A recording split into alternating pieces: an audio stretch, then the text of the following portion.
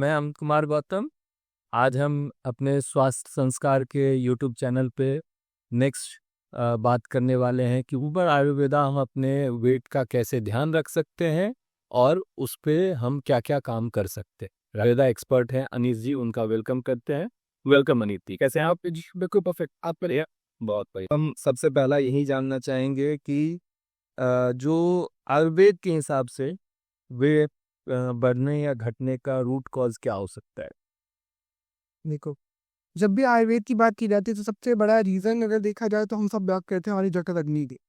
ठीक है, आपके अगर अग्नि मंद है या बहुत ज़्यादा तीक्ष्ण है तो यस आपका वेट डिसबैलेंस होगा ही होगा।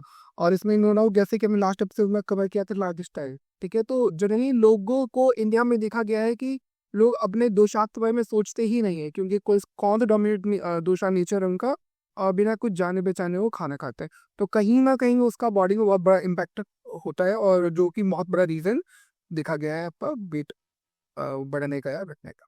अच्छा, जैसे भी आप बात कर रहे थे दोसाज का, तो अगला आप वही बता दीजिए कि दोसाज को लेकर के वेट बढ़ने घटने को लेकर के क्या है, उसका थोड़ा सा काट डालिए। हमने लास्ट हमारे गट रिसेट एपिसोड में भी हमने बात की थी कि हमारे 3 दोषा होते हैं, वात पित्त और कफ। और हर पर्सन के अंदर तीनों दोषा पाए जाते हैं, बट इनमें से एक दोषा जो कि बहुत ज़्यादा डोमिनेंट होता है। आपको हमेशा अपने फूड का आयोजन उसके हिसाब से करना चाहिए। अगर आप एग्जाम्पल के माने पित्त दोष के, दैट्स मीन आपकी जो बॉडी में आप गर्मी बहुत ज़्यादा है, तो आप अगर गर्म फूड लेंगे तो यस आपकी बॉडी में वो साइड इफेक्ट ये करेगा। तो आपको जो अपने मसाले हैं या जो भी फूड है वो ठंडे चूज करने चाहिए।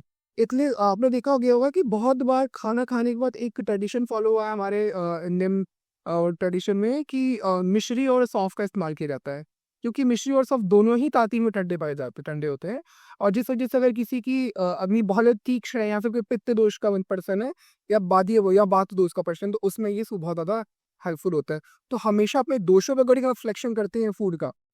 और तो ये आपकी बॉडी में वेट मैनेजमेंट करना बहुत आसान काम होगा, बट इसके लिए आपको ये जानना जरूरी है कि आपका किस प्रकृति के आप पर्सन है, आपकी बॉडी की प्रकृति। प्रकृति किस तरीके की है। जी, तो अभी जैसे आपने बताया कि वात और पित्त वाले को जो खाना खाने के बाद सौंफ और मिश्री या मिश्री, कोई भी ठंडी चीज। हाँ, तो ये क्या कफ प्रवृत्ति वाले को नहीं खाना चाहिए?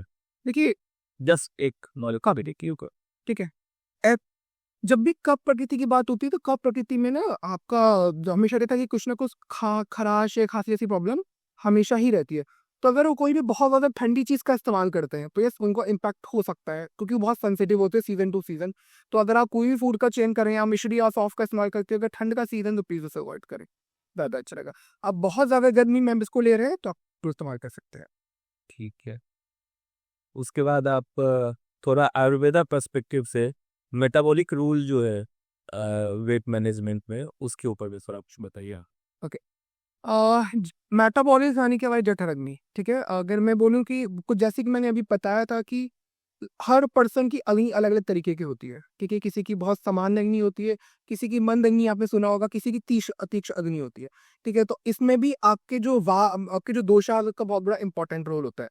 अगर आपकी अग्नि बहुत तीक्ष्ण है इसका मतलब आप पित्त दोष के पर्सन है, क्योंकि पित्त दोष में जनरली पाया गया है उनकी अग्नि बहुत ज़्यादा तीक्ष्ण होती है।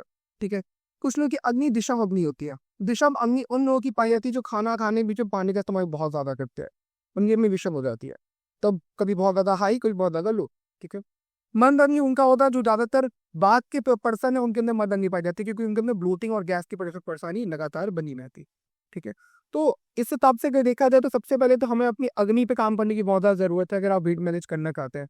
और आज से एक साइंस में सुना होगा कि हर कोई मेटाबॉलिक रेट की बात करता है। अगर आपका मेटाबॉलिक रेट अच्छा है तो डाइजेशन अच्छा रहेगा साथ ही। तो चीज़ें वही हैं, नाम चेंज हो चुका है। ठीक है, तो अगर कुछ कुछ चीज़ें बता देता हूँ जिसका इम्प्रूवमेंट करके अगर आप करना चाहें तो मेटाबॉलिज्म आपका धीरे धीरे ठीक होना शुरू हो जाएगा। फर्स्ट ऑफ ऑल, कोई भी कभी भी खाने से 30 मिनट पहले ही पानी का इस्तेमाल करें, खाने में जो पानी ना पिए।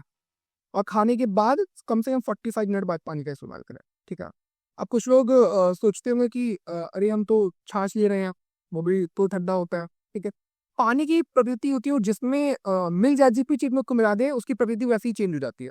अगर आप खाने के साथ नींबू पानी का इस्तेमाल करते हैं तो ये आपके डाइजेशन में इंप्रूव करेगा, आपकी जठरनी को कम नहीं करेगा। बट अगर सिंपल पानी लेते हैं तो वही बात है, गर्म तवे पे आप पानी कर रहे हैं तो तवा ठंडा हो जाएगा, तो आपकी अन्नी मंद हो जाएगी। तो कुछ रूटीन अगर आप फॉलो करते हैं, फॉर एग्जाम्पल अगर मॉर्निंग में जूस लेते हैं, लंच में आपको पानी होता है कि खाना खाते हुए खाना अटकता है, तो पानी की जगह क्या इस्तेमाल करें, आप दोपहर में छाँट का इस्तेमाल कर सकते हैं, ठीक है, रात में सूप का इस्तेमाल कर सकते हैं। तो ये चीज़ें आपके पानी की नीड को पूरा करेंगे और आपकी बॉडी का जो मेटाबॉलिज्म रेट है आपके स्टमक का, वो धीरे धीरे बढ़ना शुरू हो जाएगा। और जैसी जैसी आपकी बॉडी का मेटाबॉलिक रेट सामान्य होगा, आपका वेट मैनेज होना धीरे धीरे शुरू होता है। बहुत बढ़िया अनीस, आपने बहुत अच्छे से आयुर्वेदा पर्सपेक्टिव बताया और हम आपसे और भी नेक्स्ट एपिसोड में और भी चीज़ों के ऊपर बात करेंगे और हम अपने दर्शकों को और हेल्प करेंगे कि वो कैसे अपने वेट को as a nutrition point of view, modern science और आयुर्वेदा के जो हमारा ट्रेडिशनल विजडम है उसके ऊपर में कैसे वो अपने हेल्थ को बेटर कर सकते हैं। Thank you so much. तो दोस्तों, आज हमने आयुर्वेदा पर्सपेक्टिव से अपने वेट मैनेजमेंट के बारे में समझा है, सीखा है। आपका कोई अगर क्वेश्चन हो तो डायरेक्ट हमारे जो हमसे कनेक्ट करने का गूगल फॉर्म है उसको फिल करके आप हमसे डायरेक्ट कनेक्ट कर सकते हैं, और आपका कोई डाउट है, कुछ क्वेश्चन है तो ज़रूर आप कमेंट करें और हम आपको उसका आंसर जो है ना नेक्स्ट एपिसोड में ज़रूर देने की कोशिश करेंगे। तो लाइक कीजिए, कमेंट कीजिए और अपने फ्रेंड्स एंड फैमिली के साथ में शेयर कीजिए, और अगर आप इस वीडियो पे पहली बार आए हैं तो सब्सक्राइब करना बिल्कुल ना भूलें और साथ साथ बेल आइकन को दबाना ना भूलें।